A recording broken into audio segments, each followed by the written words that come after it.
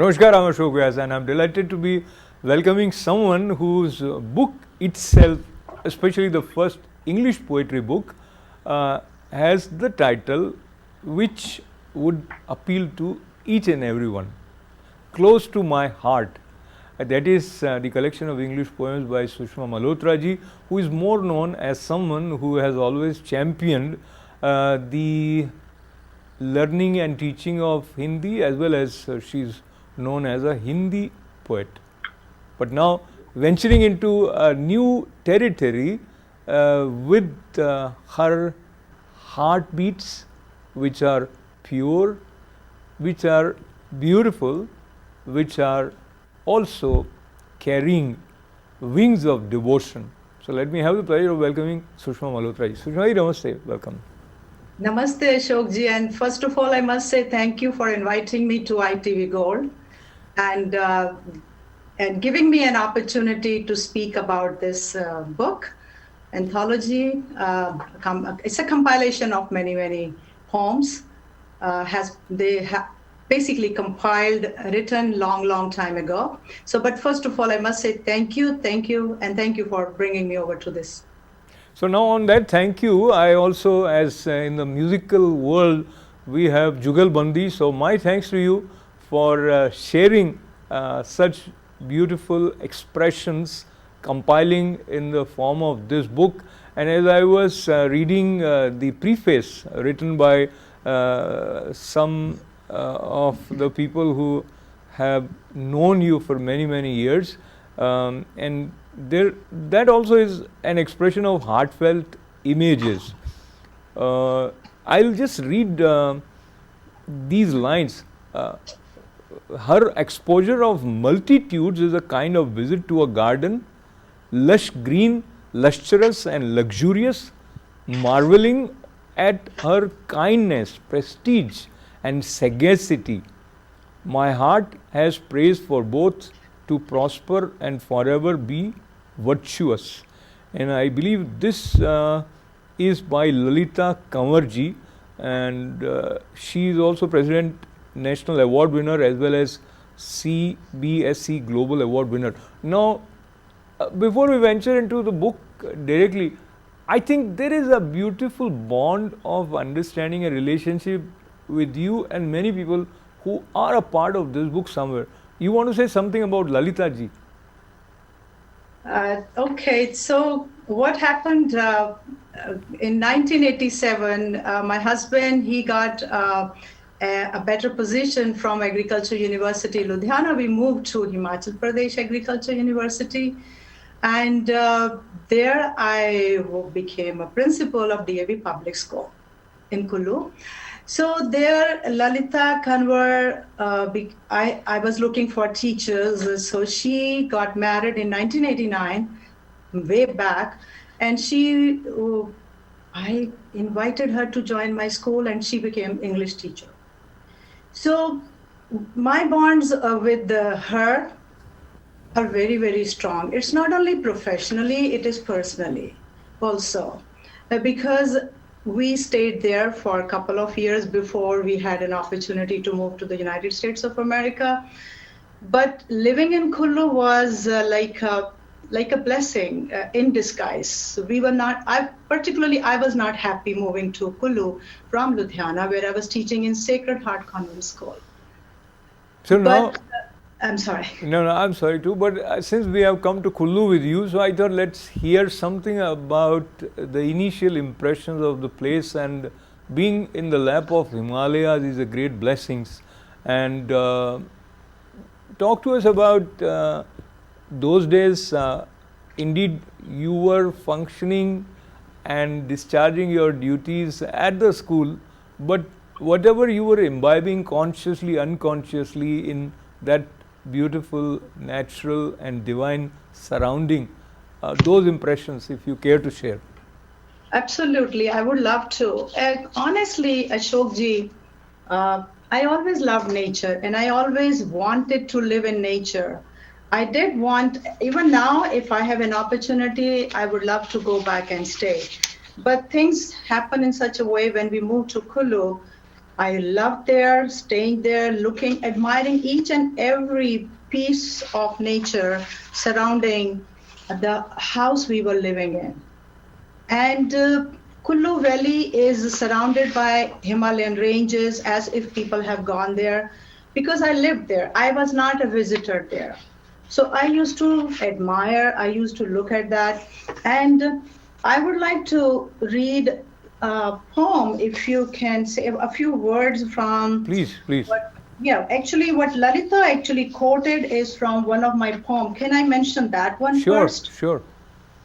Yeah, basically, this is from my first poem as I came to the United States of America in 1991, and then I had started writing way back, very young, and my first poem was published when I was in, you can say, not even in college. In those days, there was a Sahitya Sangam in Punjab Kesri, somewhere in Jalandhar.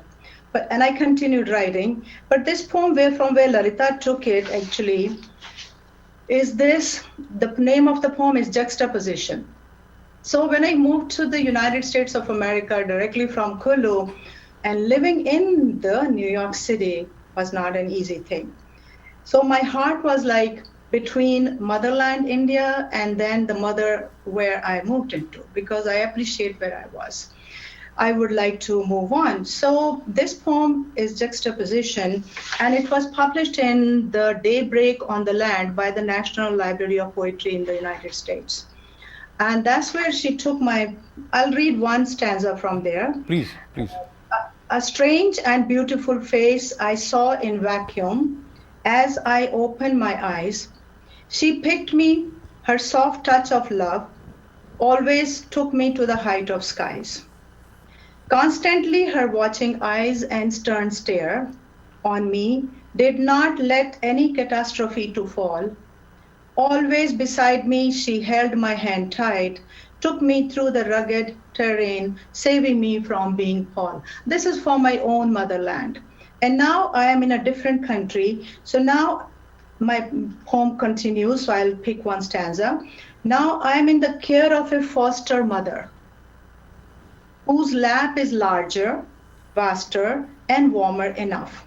Accepted many like me, assured all, but could not walk with me, wherever the ground was rough.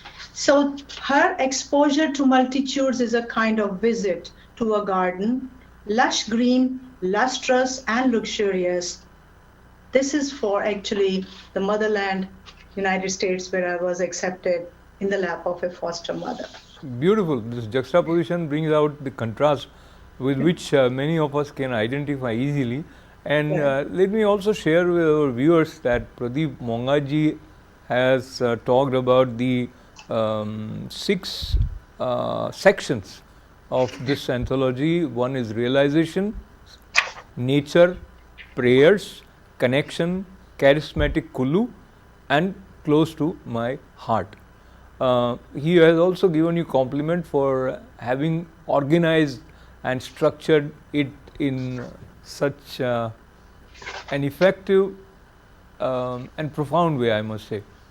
So talk to me a little bit about how easy or difficult it was for you, because many times you see poems overlap in terms of the same poem which is kept under realization would have something of prayer also possibly and others. So that process while you were working on arranging them. It was a big challenge, Ashokji, to be very, very honest.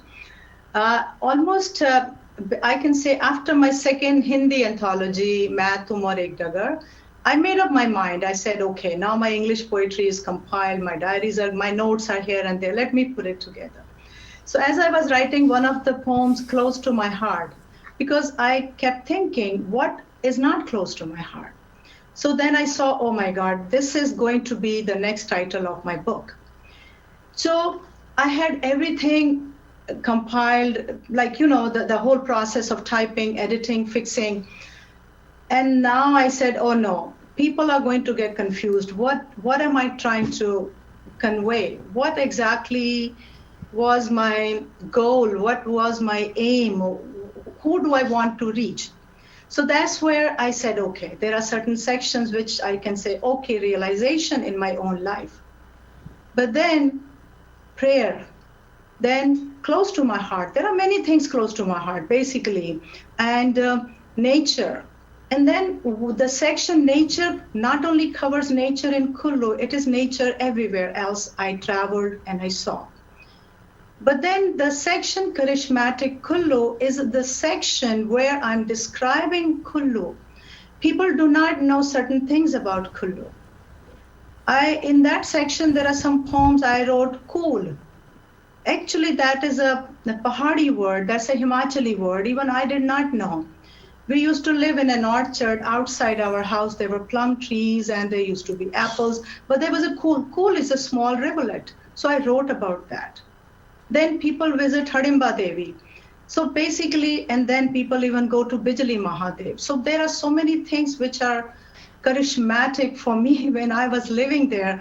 And I really felt which we do not get to see unless we stay longer enough and or live there the way I had an opportunity. So there are some poems which are overlapping. You can say I could have moved one poem from realization to nature or close to my heart. It is still, I can feel that, but it okay, may... so let me interrupt you here, and as you have mentioned in the preface of the book that after writing one poem, I never revised it and wrote another poem when a new thought came to me. So that leaves a sense of innate innocence and purity of the expression, but at the same time, the craftsmanship as a poet demands for something else. But where I want to go now with you is on the page 151 of this anthology. You just mentioned about from Kulu, there is a poem Bijli Mahadev. Would you care to read that for us? Oh God, I don't have it. Can I take a minute? Go to no, my... No, then we can go to something else. And actually, I have it, so I will...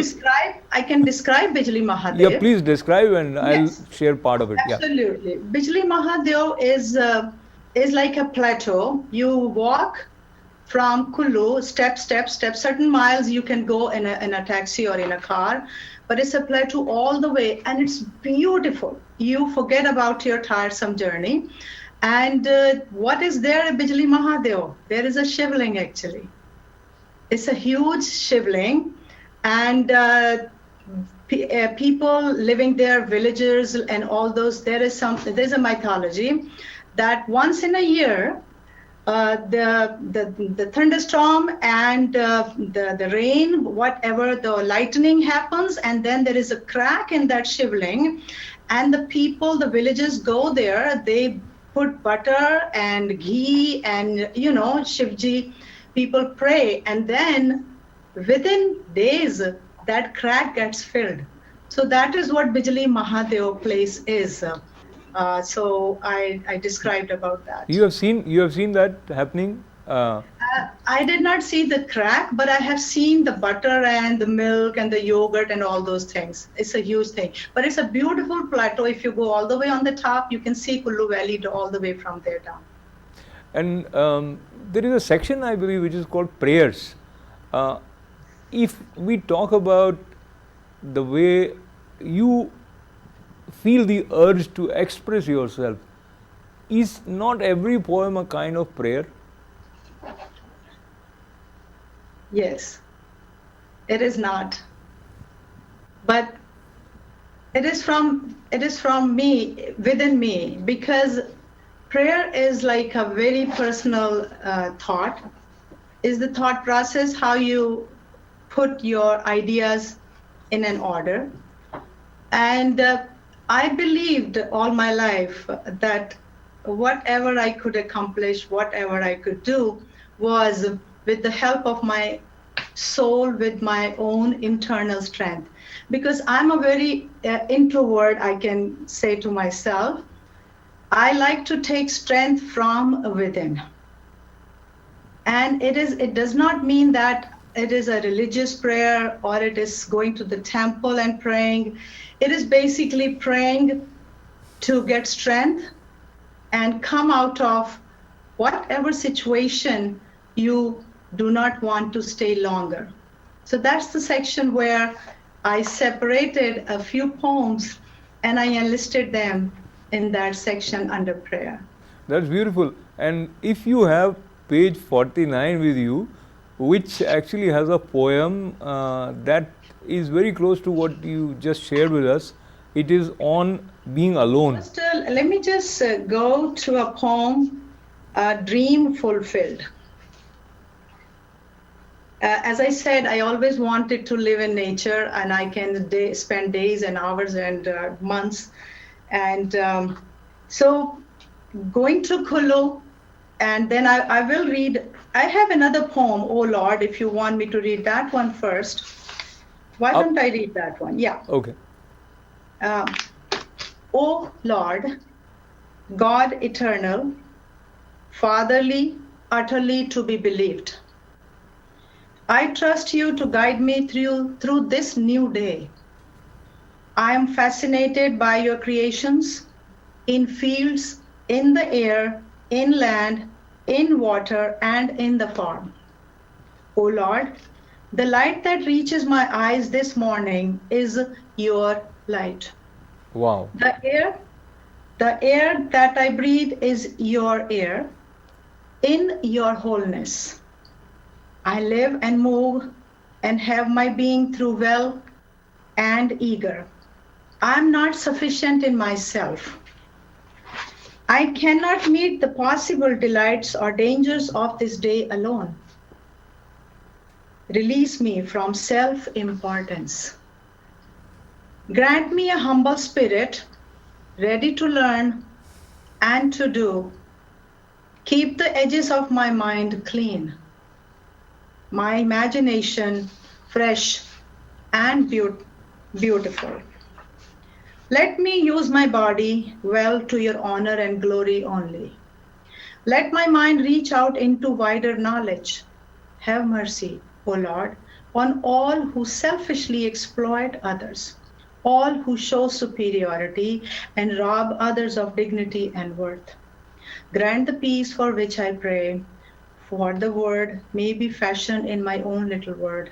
O God, give me the courage to forget my own pain, to add some notes of appreciation for others' scuffles that are unknown, new thoughts that will enlighten a dark sky. O God, grant the peace for which I pray. Beautiful, wonderful. Thank I would repeat the word self-importance as you have used, and many times we get caught into self-importance, and the beauty of thought as is expressed in these lines is universally applicable and will bring a touch of beauty and expansion for anyone who would resonate with the seed from where this idea has found its place. So I once again claps on that. And thank you, Ashokji, so much. Thank you.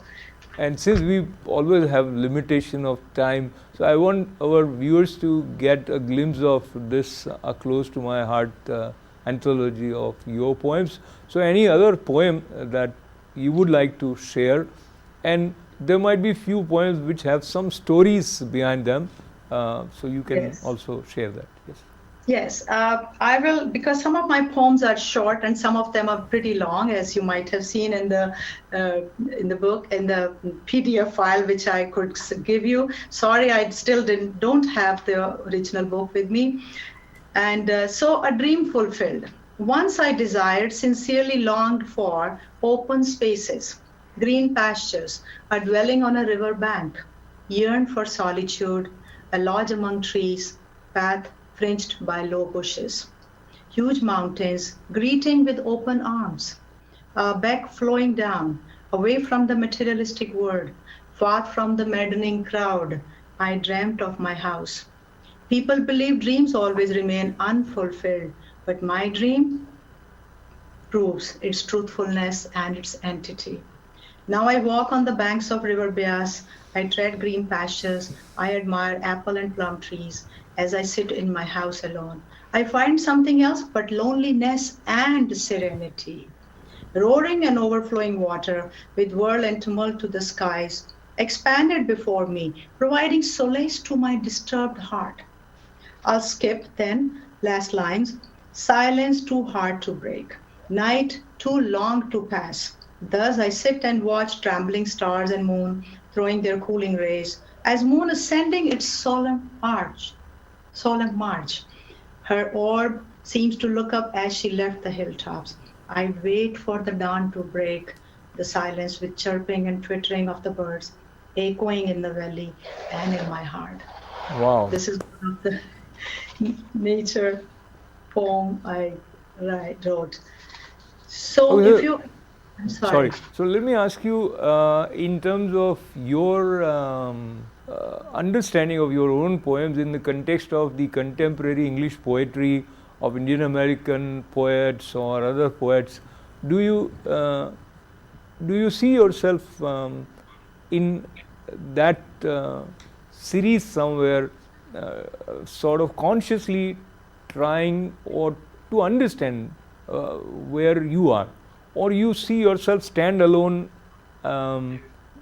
poet who doesn't care about the comparative understanding, and who rejoices in being what she or as a poet is, and you just celebrate your own expression. I mean, you got the drift of what I'm trying to ask. Absolutely. I agree with you, Ashokji. Honestly, when I started writing, even when in a young age, and wherever I go, even now I write. I continue writing. Even now during this pandemic and this whole thing, COVID-19, I have been writing. And I honestly never thought to publish anything. I never wanted this to go in people's hand or in market or anywhere. But as the opportunity, the support from my husband and my children, and the people who encouraged me, first my Hindi books got published, then now I'm writing this. But I have noticed, even when I was teaching in high school here, I encouraged my students to write an English booklet. They created, because I used to write and then I used to share with them and they used to write. So it's not to put myself in any category. I'm not going to be like comparing, or it's just for my own satisfaction that I'm doing. If people like to read, they're more than welcome. And if they have any question like, why did you write? I'm very open, very honest. As you notice in my bonds are very, very, very strong bonds, because it's like very positive, encouraging, and always like no expectations. It's like supporting and coming forward to say positive things. And that's where I stand with writing my poetry, whether I'm writing in English or in Hindi. And it's always to express my love for nature, my gratitude to the people, and the beauty and the grace in nature. Even when, yes, thank you. So Sushma ji, what I just heard from you reminds me of the way we address Dharati Mata. So we, coming from India, referred to earth as mother earth. तो आपने जो बातें कही उससे मुझे ऐसा लगता है कि आपने भारत माता से और धरती माता से बहुत कुछ सीखा है, और वो आपके हृदय में है. And we have very limited time left. I would like to read a poem from your book, which is Keep the Promise. With your permission. Please don't leave me amidst the trees. Shades are dark and scary. Trees are huge and giant. The path is lost in the woods. Love, don't leave me there. The sea creatures will gobble me, dear. Don't leave me here. Remember, you promised to tread on the meadows, to settle and live on the river bank, walk on the sea beaches together. So keep the promise and don't leave me behind. So I clap for this poem by Sushma ji. And as we conclude this conversation, anything else that you would like to add about the Yes. book. Absolutely. The poem you read today, actually, I read this poem the day of the when we had this book release program, when the publisher joined me from India, Prabhat Prakash. And that's the poem I read. I'm so amazed that you selected the one which I read. And I like this one also. Close to my heart. Go ahead, go ahead. Summer scorching heat, winter unbearable cold, spring with flowers everywhere, autumn with changing leaves. Admire all alterations and variations. All are close to my heart. My own father, who brought me to this life, and my mother, benevolent and tender.